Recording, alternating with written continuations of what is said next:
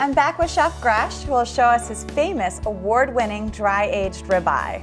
Chef, so what do we have?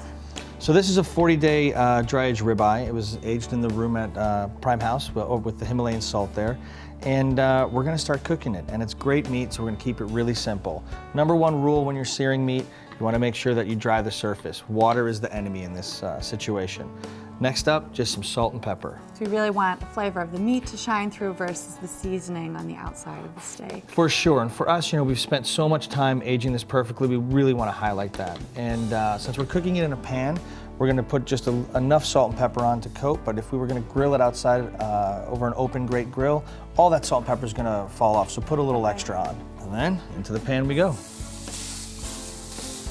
Beautiful. So what we're looking for here, anytime you're searing meat, you want to get the Maillard reaction, that's the caramelization of the beef.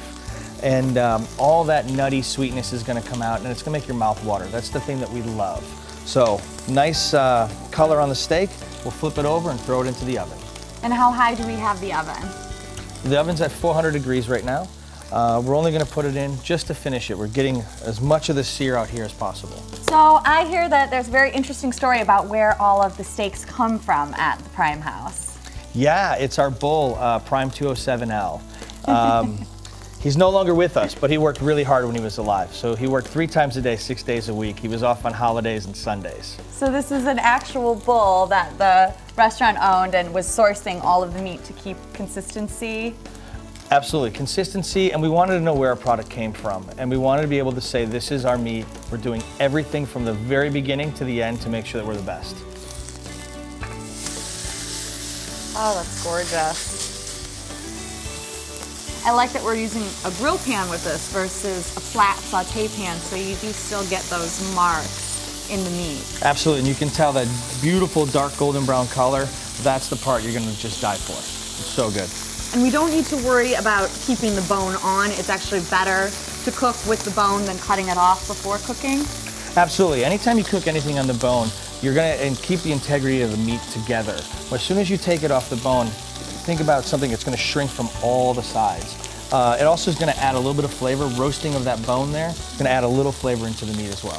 So now that this is caramelized here, we're gonna put our secret weapon in, beef love. So after we're done dry aging the product, we trim all of that off and we melt it down with some garlic and some spices. And this is just gonna add a little bit more touch of that dry aged flavor. And Very off nice. to the oven we go.